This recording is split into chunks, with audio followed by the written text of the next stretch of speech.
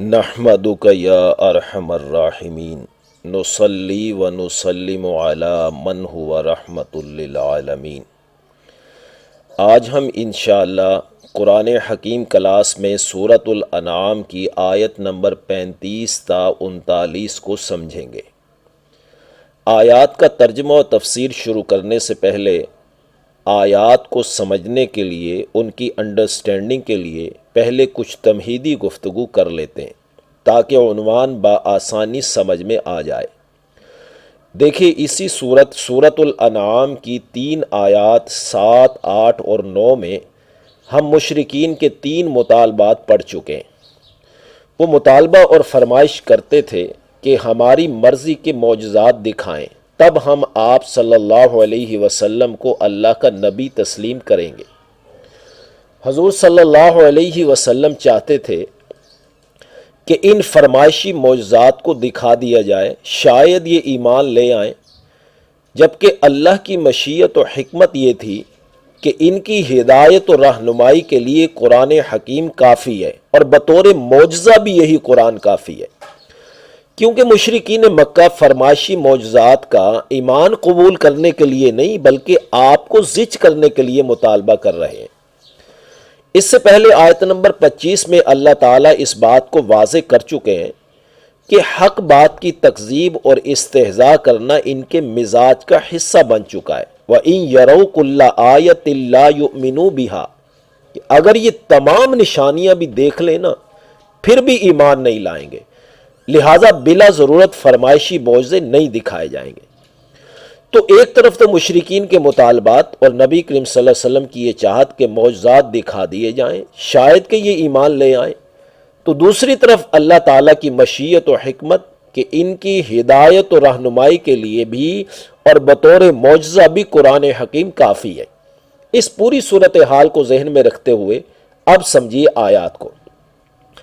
وَإِن كَانَ كَبُرَ عَلَيْكَ إِعْرَاضُهُمْ، اور اگر ان مشرکین کا اعراض کرنا آپ پر گراں گزرتا ہے اور آپ چاہتے ہیں کہ ان کی مرضی کے معجزات دکھا دیے جائیں، شاید یہ ایمان لے آئیں، تو فَإِنِ اسْتَطَعْتَ أَن تَبْتَغِيَ نَفَقًا فِي الْأَرْضِ أَوْ سُلَّمًا فِي السَّمَاءِ فَتَأْتِيَهُمْ بِآيَةٍ، تو اگر آپ میں قدرت ہے کہ زمین میں کوئی سرنگ بنا لیں یا آسمان میں سیڑھی لگا لیں تو لے آئیں ان کے لیے کوئی فرمائشی معجزہ، ہم تو بلا ضرورت معجزہ نہیں دکھائیں گے۔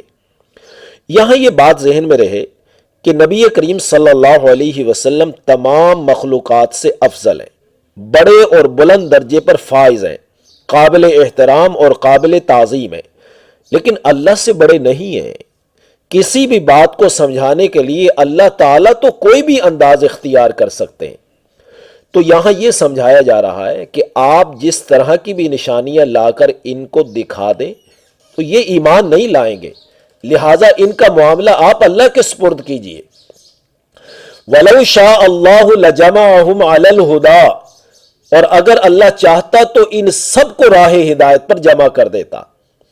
یہاں اس قانون کو واضح کیا کہ ہم نے دنیا بنائی ہی لوگوں کی آزمائش کے لیے۔ کون اپنے عقل و حواس کا درست استعمال کر کے رب کائنات کی معرفت حاصل کرتا ہے اور حق بات کو قبول کرتا ہے، ورنہ اگر اللہ تعالیٰ لوگوں سے زبردستی کا معاملہ کرتا تو سب راہ ہدایت پر جمع ہوتے۔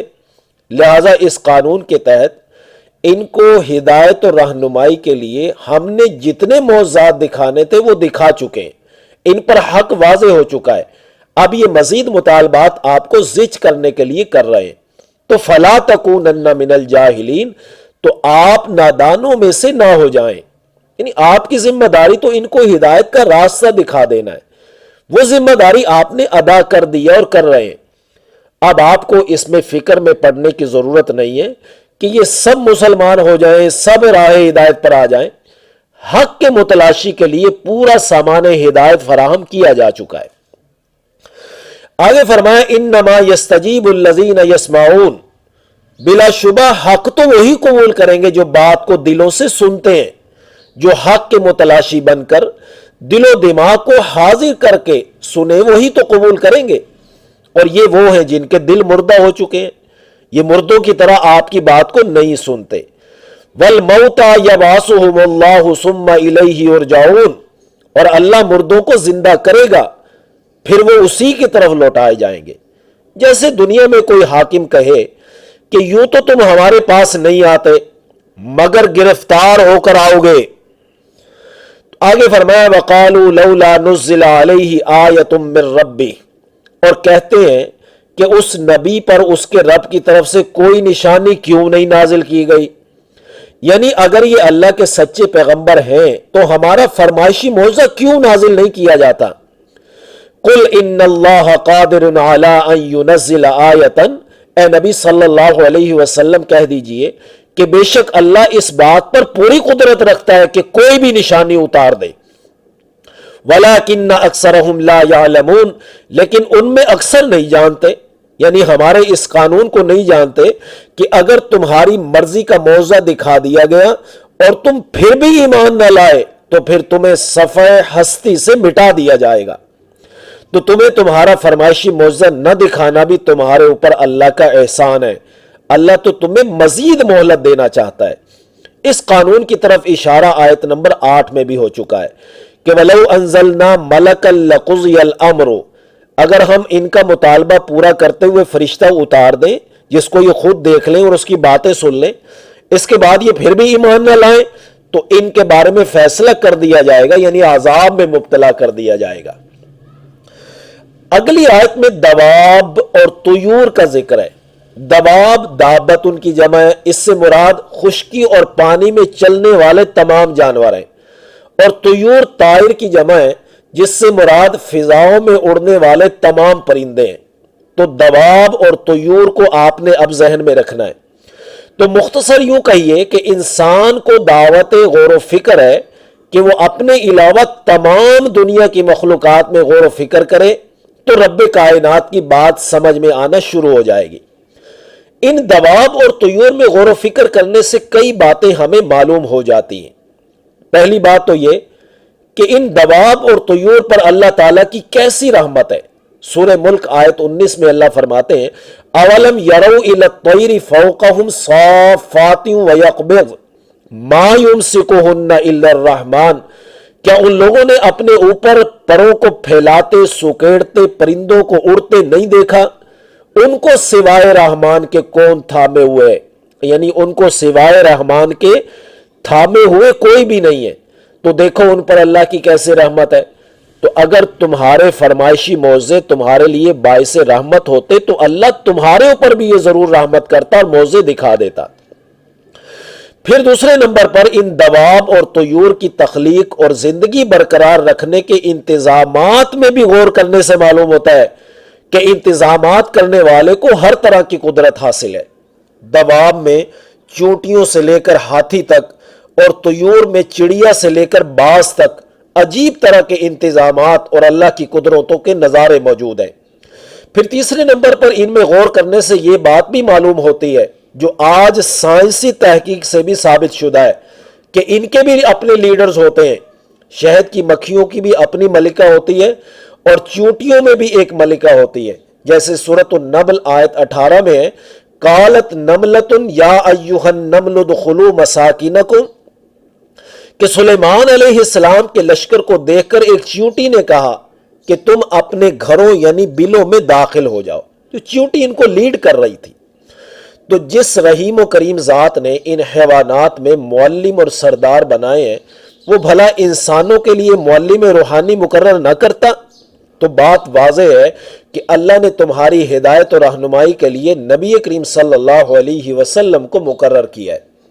اب دیکھیے آیت نمبر 38 وَمَا مِن دَابَّةٍ فِي الْأَرْضِ وَلَا طَائِرٍ يَطِيرُ بِجَنَاحَيْهِ، اور جو بھی کوئی جانور زمین میں چلنے والا ہے اور جو بھی کوئی پرندہ ہے جو اپنے بازوؤں یعنی پروں سے اڑتا ہے إِلَّا أُمَمٌ أَمْثَالُكُمْ، یہ سب تمہاری ہی طرح کی امتیں ہیں، جماعتیں ہیں، یعنی تمام مخلوقات پیدا ہونے میں، رزق ملنے میں، مرنے اور دوبارہ اٹھنے میں اور قصاص لینے میں سب برابر ہیں۔ ان سب کے احوال اللہ کے ہاں محفوظ ہیں، ان کے متعلقہ امور مقرر ہیں، ان کی زندگیوں کے جو زاویے اللہ نے مقرر کر دیے اسی میں زندگی گزارنے میں مجبور ہیں، اس سے باہر نہیں نکل سکتے۔ کسی مدبر کی تدبیر کی طرف محتاج ہونے میں تم سب برابر ہو۔ آگے فرمایا ما فرطنا فی الکتاب من شیء، ہم نے کتاب میں کوئی چیز چھوڑی نہیں۔ اس کے دو مفہوم ہو سکتے ہیں، ایک تو یہ کہ ہم نے قیامت تک ہونے والی تمام باتیں لکھ رکھی ہیں، کوئی نہیں چھوڑی، اور دوسرا مفہوم یہاں الکتاب سے مراد قرآن مجید ہے کہ ہم نے قرآن میں وہ تمام احکامات درج کر دیے ہیں جو انسان کی ہدایت و رہنمائی کے لیے ضروری تھے، ہم نے کچھ نہیں چھوڑا۔